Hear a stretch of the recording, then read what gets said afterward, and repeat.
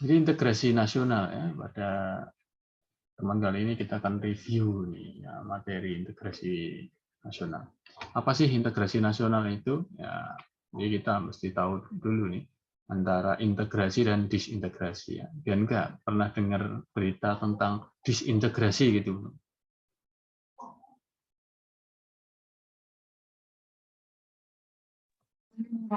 Belum pernah ya. Oke. Kalau dengar kata integrasi itu Pernah, Pak. kapan?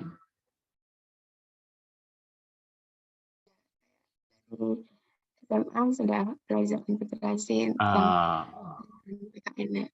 oke. Nah, terus di waktu sekolah menengah atas ada nggak materi saat belajar integrasi ini kemudian ada contohnya yang tidak sesuai dengan integrasi atau sering disebut disintegrasi?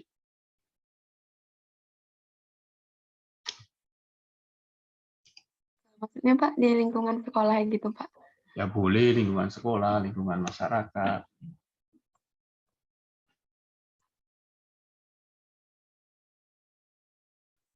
Yang bagaimana ya Pak contoh disintegrasi itu? Oke, kalau integrasi ya oke ya, ya kita integrasi dulu. Jadi integrasi ini merupakan proses mempersatukan bagian-bagian atau unsur atau elemen yang terpisah dari masyarakat menjadi kesatuan yang lebih bulat. Jadi ada beberapa unsur yang awalnya terpisah, kemudian bersatu gitu, Mbak Bianca, Mas Rauf. Nah, ini bisa disebut dengan integrasi. Ada A, B, C, kemudian disatukan dalam satu kesatuan negara. Ada suku Jawa, ada suku dari Kalimantan, ada suku dari Sumatera, misalnya, dan dari berbagai pulau. Ini disatukan. Ini namanya integrasi. Bisa juga integrasi karena sudah ada satu kesatuan, kemudian ada unsur lain di luar yang bergabung ya masuk ke dalam wadah yang sudah ada. Ini juga disebut sebagai integrasi. Kemudian kalau disintegrasi ya kebalikannya ya, kebalikannya dari integrasi. Kalau integrasi itu mengisyaratkan adanya keterpaduan, kesatuan ya, kesepakatan atau persetujuan ya untuk bersatu ya untuk bergabung.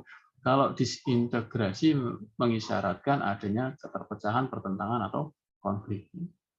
Tadi kalau integrasi itu pengennya dari berbagai unsur itu menyatukan dirinya yang melebur untuk jadi satu kesatuan.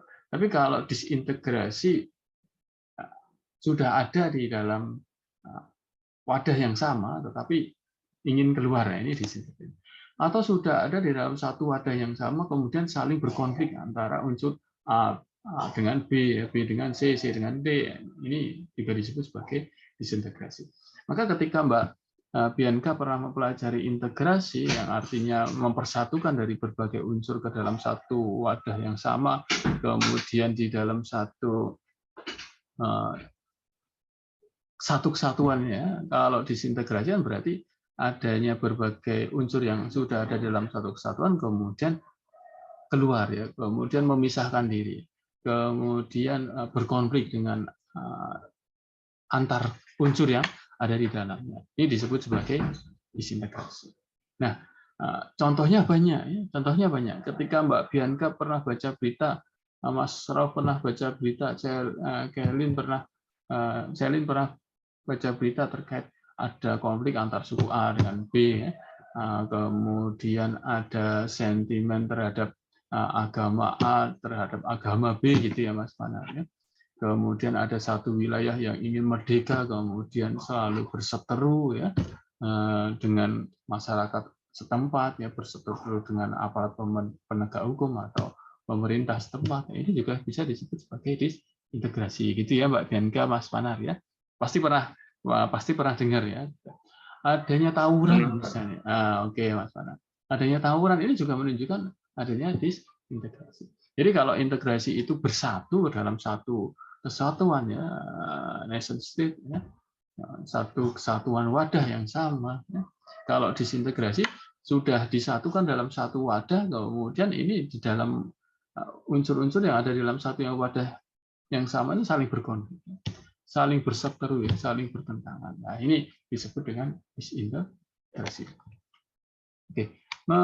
Mengapa kita merasa penting ya, merasa perlu bahwa berintegrasi atau bersatu itu sangat penting. Yang pertama karena adanya persamaan kepentingan. Apabila orang itu punya persamaan kepentingan, ya, punya kepentingan yang sama, ya, cita-cita yang sama, tujuan yang sama, maka orang itu akan mudah untuk bersatu. Ketika ada saya, kemudian ada Bianca, ada Panar, ada Rolf, punya persamaan kepentingan, ya, punya persamaan tujuan, ya, saya mau kuliah, gitu. Saya mau belajar, maka kita mau bersatu di dalam satu sesi Zoom kali ini, ya. Kita bisa dipertemukan dalam perkuliahan pendidikan warga negara. Ini karena adanya persamaan kepentingan, gitu ya.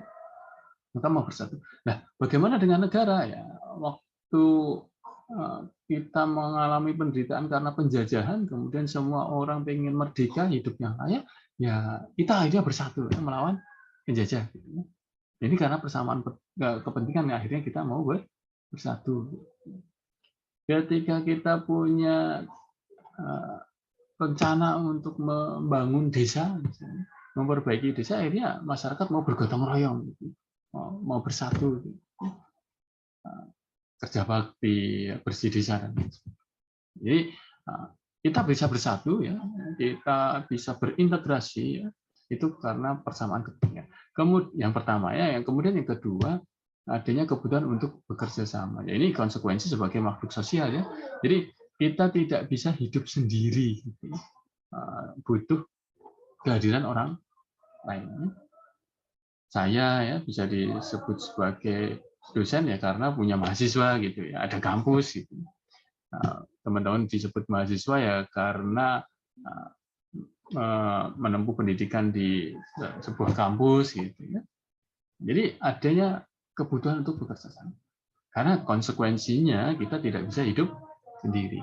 Ya kalau kita sudah merasa perlu bantuan orang lain, ya kita mau bersatu dengan orang lain, kita mau bergabung, kita mau berintegrasi itu sangat mudah sekali. Tapi kalau ada orang yang merasa bisa hidup sendiri tanpa perlu bantuan orang lain, ya ini dia tidak bisa ya mengintegrasikan dirinya ke dalam satu komunitas atau mengintegrasikan ke unsur berkelompok lain juga tidak bisa. Karena apa? Karena merasa bisa sendiri gitu. Inilah yang menjadi faktor pendukung kedua, karena kebutuhan untuk bekerja sama. Nah, yang ketiga adalah konsensus tentang nilai-nilai tertentu dalam masyarakat. Jadi orang itu mau bersatu ya apabila sudah adanya kesepakatan ya. Sudah adanya kesepakatan tentang satu aturan nilai yang akan ditaati secara bersama-sama. Jadi sudah merasa punya persamaan kepentingan, tujuan yang sama, kemudian kita sadar harus bekerja sama dengan orang lain. Maka untuk bekerja sama itu yang ketiga ya kita butuh aturan, kita butuh pedoman, kita butuh kesepakatan ya supaya hidupnya semakin teratur. Adanya orang yang banyak ya multi etnis, multikultur tinggal di satu tempat, kalau tidak ada konsensus atau aturan atau nilai-nilai yang disepakati secara bersama-sama untuk dijadikan pedoman hidupnya, ya mereka akan saling berkonflik antara satu dengan yang lainnya. Jadi ini bisa dikatakan berjenjang juga ya. Kita sadar nih punya tujuan yang sama, pengen hidup damai, sejahtera, tentram dan lain sebagainya. Kemudian yang kedua, ya butuh ya interaksi dengan orang lain, butuh kerjasama dengan orang lain, butuh support dari orang lain, tidak bisa hidup sendirian. Nah, kalau sudah bersatu di dalam satu wadah yang sama, sudah punya keinginan untuk bekerja sama, maka harus ada aturan mainnya. Harus ada aturan yang disepakati. Harus ada nilai dasar yang akan dijadikan pedoman dalam tata pergaulan ini, di dalam kerjasama ini, di dalam interaksi antara unsur A, unsur B, unsur C. Nah, ini orang akhirnya bisa bersatu. Contoh yang paling mudah ya, waktu saya katakan di era penjajahan tadi, ketika orang itu merasa menderita ya karena dijajah ya, nasibnya sama ya, kemudian ingin merdeka, kemudian yang tahap berikutnya bekerja sama. Kan tidak ada jadwal nih melawan penjajah di hari Senin siapa, Selasa saya apa, Rabu siapa, tidak ya. Senin itu ya agamanya apa ya, Selasa agamanya apa, juga tidak terjadi demikian. Maka bekerja sama tadi bahu-bahu. Kita tidak melihat ini siapa gitu, kemudian ini agamanya apa gitu, tidak melihat demikian. Nah, ini akhirnya melawan nih bareng-bareng ya. Melawan siapa? Melawan penjajah bareng-bareng. Kemudian yang ketiga, nah perlawanan ini ya, ketika mengusir penjajah ini kan ada nilai-nilai dasar yang kita sepakati misalnya. Kesepakatan. Oh, bekerja sama yuk dengan dari organisasi perlawanan ya. Dari daerah ini dengan daerah ini bergabung untuk melawan penjajah. Dari komunitas ini melawan penjajah. Ya. Bagaimana nih kesepakatannya, ya, strateginya yang harus kita aturi, aturannya harus kita taati. Gitu. Ini seperti apa saja. Ini menjadi bukti bahwa bersatu itu ada step-stepnya, ya, ada tahapan. Tidak bisa bersatu kalau kita tidak punya kepentingan yang sama. Tidak bisa bersatu kalau kita tidak punya cara untuk bekerja sama, gitu ya. Ya, tidak sadar bahwa kita butuh orang lain. Ya. Ketika tidak mungkin bisa bersatu kalau tidak ada aturan nilai yang kita sepakati untuk dijadikan pedoman dalam kehidupan. Ya, kira-kira seperti itu ya, Mas Panar Antariksa ya. Kemudian yang berikutnya, mengapa orang itu perlu bersatu ya, karena kita sadar bahwa masyarakat Indonesia itu masyarakat yang sangat majemuk, sangat beragam. Majemuk sangat beragam. Nah, kok bisa nih kita multikultur seperti ini ya, beragam seperti ini. Ini kita telisik ya. Yang pertama ada faktor historisnya. Jadi berkaitan dengan sejarah awal terbentuknya masyarakat Indonesia. Jadi Indonesia ini terbentuk bukan karena hanya dari etnis ini saja, hanya dari agama ini saja, hanya dari suku ini saja, tidak ya. Jadi semua punya kontribusi, semua punya peran. Seandainya yang tergabung dalam pergerakan untuk mewujudkan kemerdekaan yang dari agama ini hanya sedikit misalnya, yang dari suku ini ya hanya sedikit, ya itu bukan berarti menghilangkan keterlibatannya, bukan berarti menghilangkan kontribusi yang bersangkutan untuk mewujudkan Indonesia merdeka, gitu ya, Mas Pana. Kan ada narasi-narasi yang mengatakan kontribusi agama ini kurang ya, buktinya di dalam organisasi ini, di organisasi pergerakan dari agama ini hanya ada 1-2 ya, karena memang sebagai umat minoritas misalnya, sebagai orang etnis minoritas misalnya, karena jumlahnya hanya sedikit ya, maka yang terlibat hanya sedikit, itu wajar gitu. Yang jadi pertanyaan apabila sebagai mayoritas tetapi tidak banyak yang terlibat, ini yang jadi pertanyaan. Jadi tidak perlu dinarasikan seakan-akan etnis ini, suku ini, agama ini tidak punya kontribusi untuk mewujudkan Indonesia merdeka. Ini pemahamannya salah begitu ya, Panar. Jadi dari faktor historis memang Indonesia itu terbentuk karena adanya keberagaman.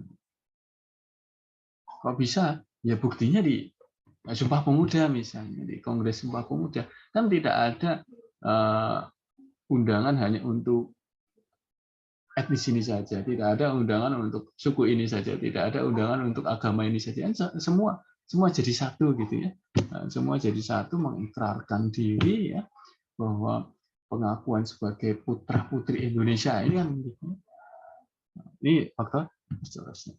Jadi tidak perlu ada keinginan untuk membentuk negara berdasarkan agama ini ya. Kemudian menarasikan seolah-olah etnis ini tidak punya kontribusi misalnya, itu tidak perlu. Agama ini paling berjasa, tidak perlu ya. Semua berjasa ya dalam membentuk masyarakat Indonesia yang beragama. Ini perlu kita jaga. Dulu juga tidak ada kok istilah polarisasi, ya, identitas A, B, C ini digunakan untuk menghujat orang lain tidak ada dulu. Tidak ada. Ini di akhir-akhir ini aja di era media sosial, kemudian di dunia maya terpola, ini pendukungnya si A, pendukungnya si B, ini pro ini kontra ini ya hanya di media sosial ya di akhir-akhir ini saja yang kurang pas. Kemudian yang kedua faktor ekologis ya, bahwa terkait dengan kondisi fisik geografis Indonesia itu menunjukkan bahwa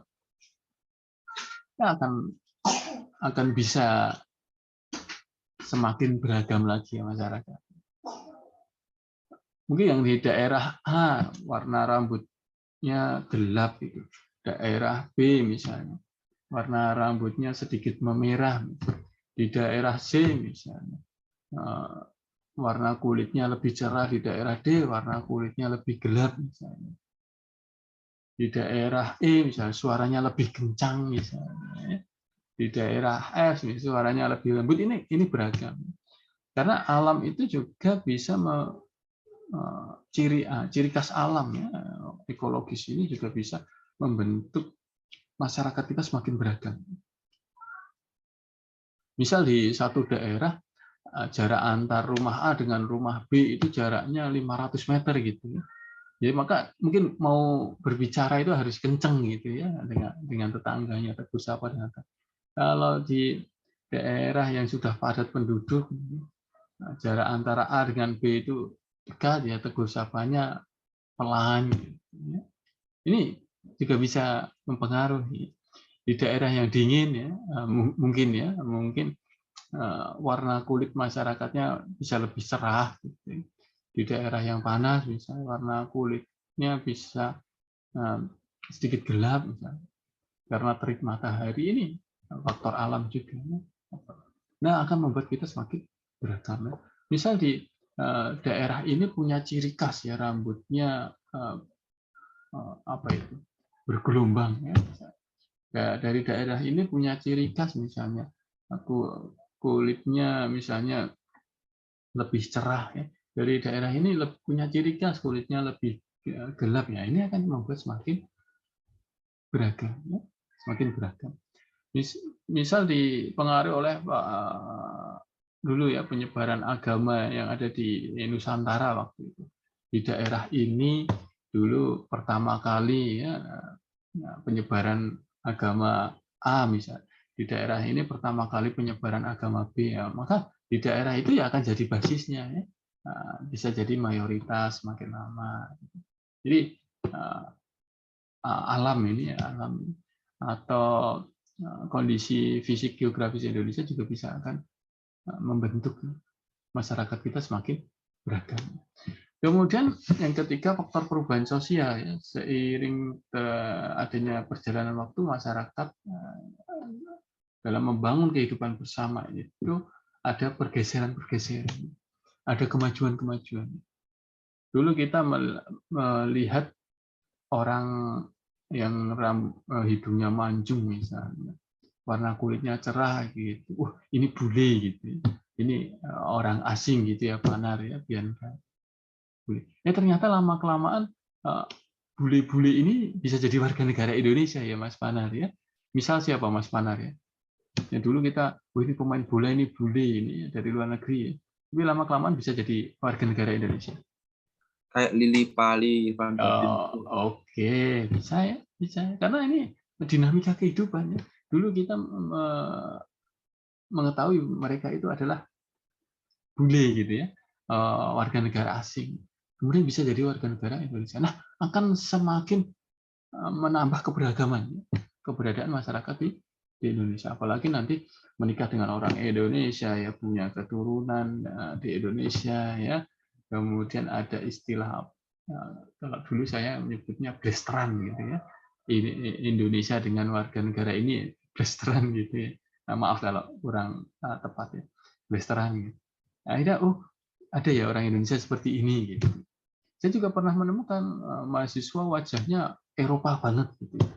Kemudian saya bingung ini jangan-jangan harus pakai bahasa Inggris ya. Ternyata ngomong dengan saya pakai bahasa Jawa gitu. Nopo Pak itu wah keren ini ya. Jadi menambah kemajemukan masyarakat Indonesia. Dulu saya menganggapnya ini baru pertama kali lihat di kelas, wah ini bule ini saya harus pakai bahasa Inggris, bahkan bahasa Inggris saya belepotan nih. Kemudian saya sapa pakai bahasa Indonesia, bisa jawab gitu, wah siapa? Kemudian saya sapa pakai bahasa Jawa, bisa juga nopo Pak gitu ya. Ibu saya dari Malang, ayahnya dari Jerman.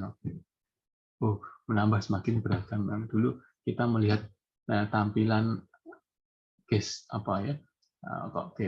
bukan gestur. Tampilan fisik seperti ini itu bule gitu. Orang luar negeri ternyata bisa jadi ini adalah orang Indonesia ya.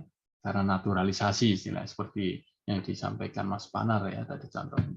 Oh, dulu saya menganggap wajah-wajah seperti ini dari Eropa, ternyata orang Indonesia. Nah, ini akan semakin menambah kemajemukan ya, masyarakat Indonesia. Nah, ini perlu kita pahami bahwa faktor historis, ekologis, dan faktor perubahan sosial ini bukan hal yang bisa diingkari. Karena kita dibentuk tidak berdasarkan basis agama tertentu. Nah, Indonesia dibentuk tidak berdasarkan atas basis etnis tertentu ya, suku tertentu tidak ya. Semua punya kontribusi ya untuk membentuk yang namanya Indonesia ya. Besar kecilnya kontribusi itu ya jangan dilihat dari agamanya ya. Jangan dilihat dari sukunya.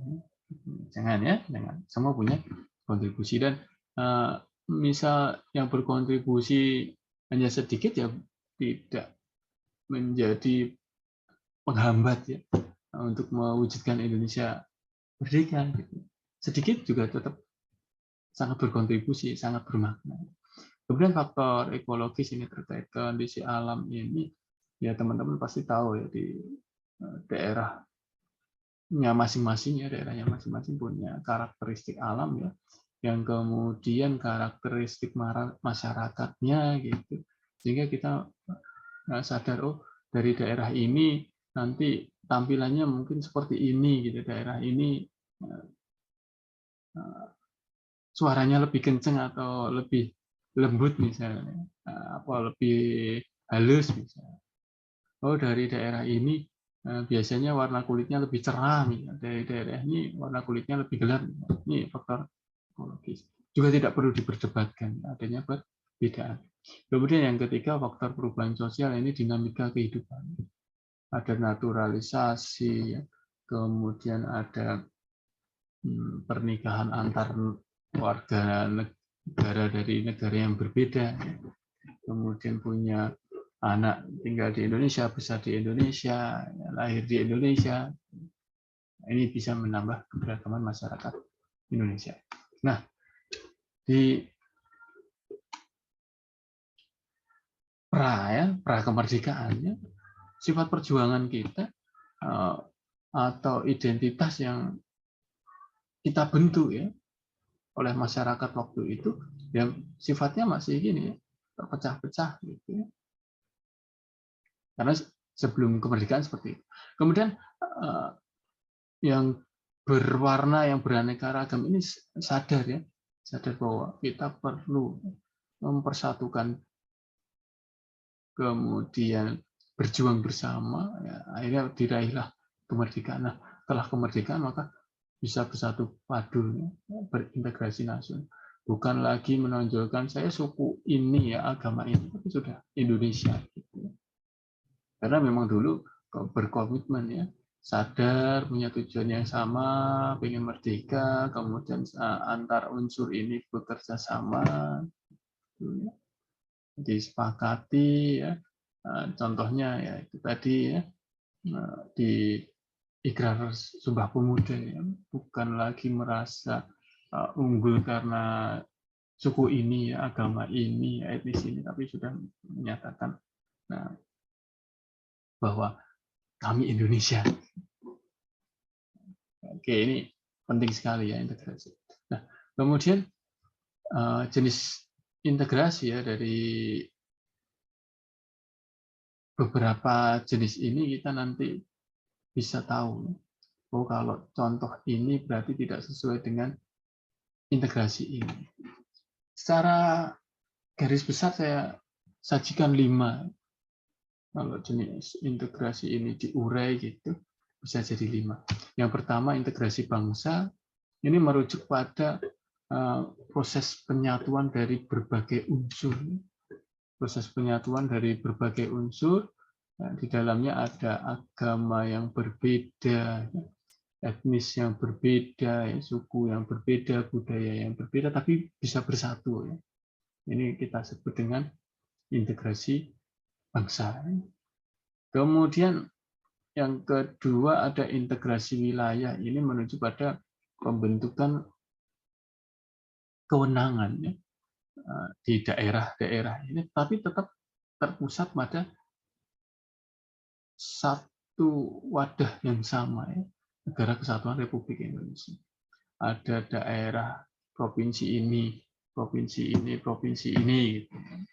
Tapi ini wadahnya tetap sama, Negara Kesatuan Republik Indonesia. Di dalam daerah ini punya karakteristik, di daerah lainnya punya karakteristik yang berbeda, ya nggak masalah, tapi disatukan oleh Negara Kesatuan Republik Indonesia. Ini integrasi wilayah. Kemudian integrasi elit massa ini merujuk pada komunikasi hubungan antara pemerintah dengan yang diperintah. Ada pemerintah dan ada yang diperintah. Nah, komunikasi ini, interaksi ini apabila berjalan dengan baik, bisa dikatakan sebagai integrasi elit massa.